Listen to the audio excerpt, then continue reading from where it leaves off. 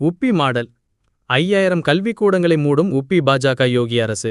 நிதி பற்றாக்குறையின் காரணமாக கல்வி நிலையங்களை மூடுவதாகவும் தகவல். இந்தியாவில் உள்ள மாநிலங்களில் அதிக அளவு நிதி பெறும் மாநிலம் உப்பி என அனைவருக்கும் தெரியும்.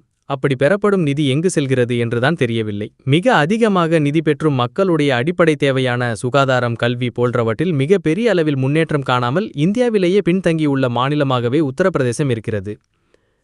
உப்பியில் மதுபான உற்பத்தியை பிரத்யேகமாக நடந்த மெகா முதலீட்டில் 4320 கோடி மதிப்பிலான ஒப்பந்தங்கள் கையெழுத்தாயின.